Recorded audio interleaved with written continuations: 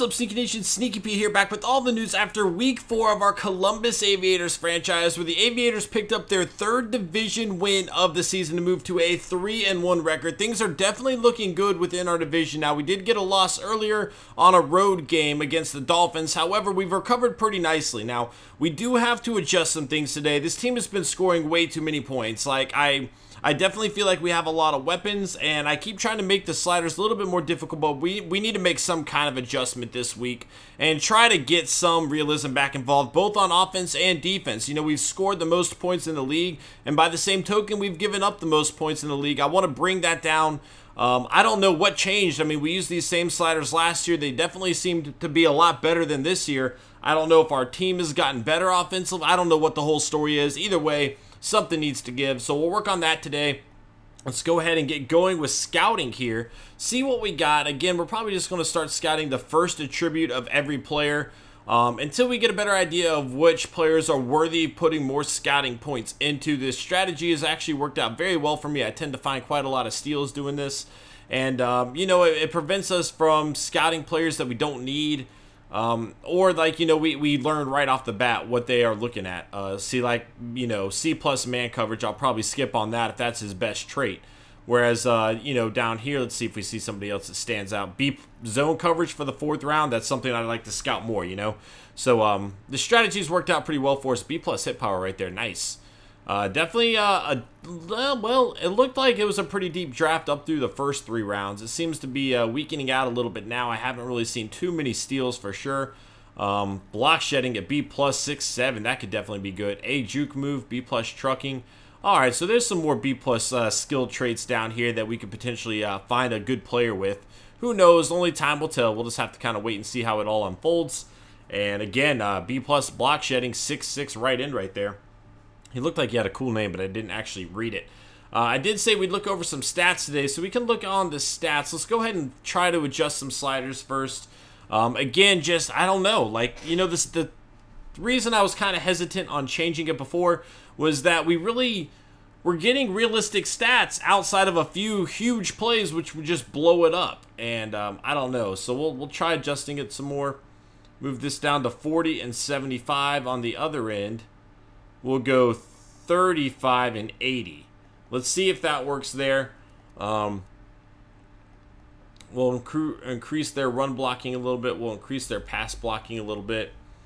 I don't know if this is all going to pan out okay, but we're just going to have to take it one game at a time. Again, you know, we have to adjust it differently than last year. I don't know what exactly changed there.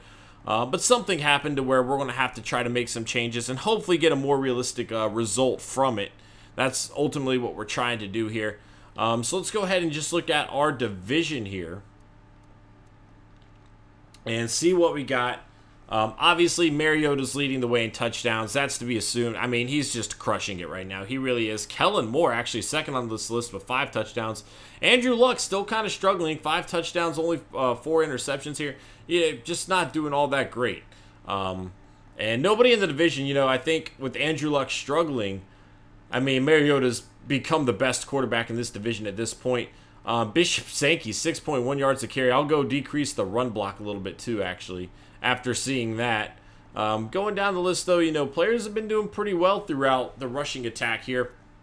Receiving, I mean, Curtis Harden's just a man among boys at this point. The guy is unbelievable.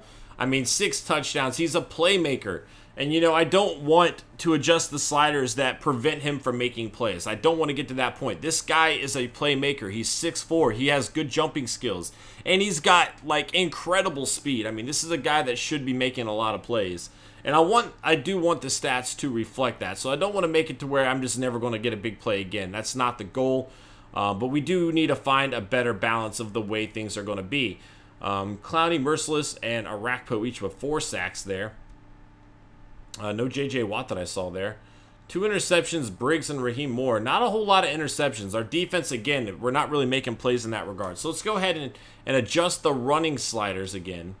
And then I'll go back and look at the stats, and then we'll check out everything else that we need to there. So let's go ahead and adjust the sliders once again. After looking at the stats, you know, that kind of helps see what needs to change. Run blocking, we'll move this down to like 27. We'll give that a shot, see if that works. Interceptions are already pretty high. See, I don't know what else should be adjusted in that regard. I think we'll just kind of try this out, you know. Obviously, we're not getting a whole lot of interceptions right now, but maybe by increasing all the pass coverage and everything like I already did, that will help lead to some more. Let's go ahead and check out the players of the week, see what we got going on here. Weekly awards, and Barnes, the rookie quarterback for the Redskins, 23 of 34 with 4 passing touchdowns. Connor Barwin, 7 tackles, 3 sacks, and an interception. DeQuell Jackson, 20 tackles, a fumble forced, and a fumble recovered. And then another rookie quarterback, Gomez, 28 of 37, 365 yards, 3 passing touchdowns for him. A lot of new names that we're going to have to start keeping an eye on. You know, the league is starting to change. We're getting in a new era of quarterbacks right now, and they look like they came to play early on this season. Let's go ahead and check out the standings throughout the league as well, and then we'll check out the lineup for the Packers. The Eagles sitting at 4-0. The Dolphins 4-0. You know, they whooped up on us, gave us our only loss right now. And they seem to be a legitimate team that other teams are going to have to fear. The Ravens are 3-0, Buccaneers 3-1 with the Aviators, obviously. The Cowboys, Seahawks, Jets, Saints, and Packers, the team that we are getting ready to play. So what we're going to do now is we're actually just going to check out the Packers schedule, see how things have been going for them. So team schedule, and then we'll check out their lineup and move on from there. So let's go check out who they've faced so far this year. Kind of give us an input on who we are dealing with.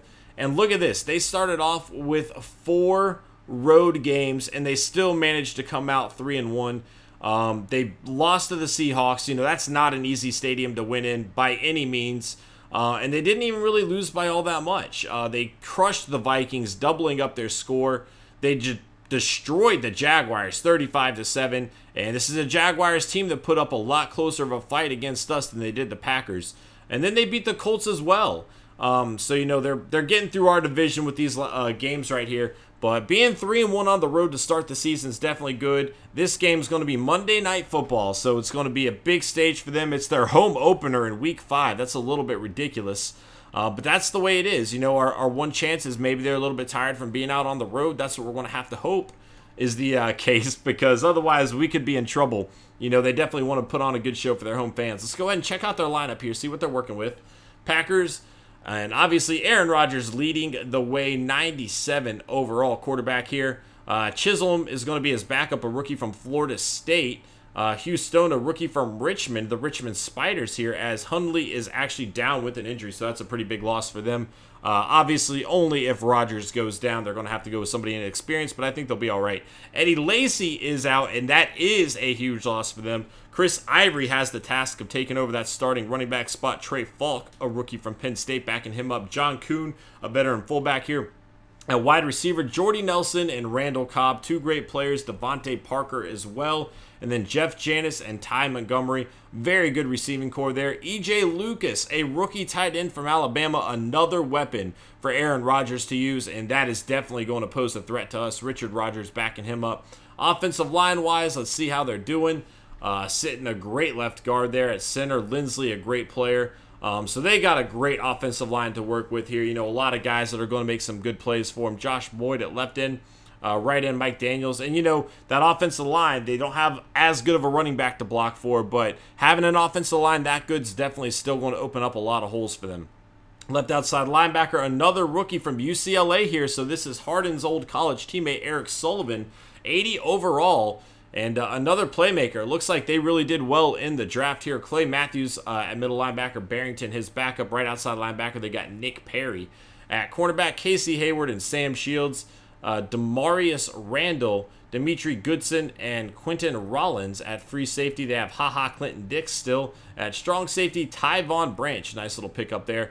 So overall, you know, they've got a lot of guys capable of making plays. They already had a great team, one of the best teams in the NFL, and they've done a great job adding some more great rookies. This team's done a very good job scouting, and it definitely looks like the Packers are going to be a team to be feared for quite a while with their new additions. Again, that tight end's another weapon for him to work with, and that's definitely an issue. Mason Foster out for 6 weeks with the broken collarbone. That is definitely going to hurt this Aviator defense even more. Now, he was a backup, but he was still making a lot of plays for us. Now, Eddie Lacy's only out for 2 weeks here. Hundley will be back after next week, and then they're missing Morgan Burnett as well. That's another big loss for them. and he was only out for 2 more weeks as well, so they are getting a little bit healthier. They don't have a whole lot of time to go before then, but that is going to be it for this episode, guys. I hope you enjoyed. If you did, please smash that like button. It helps me out a lot, and I will see you guys in Week 5 as we take on the Packers. Later.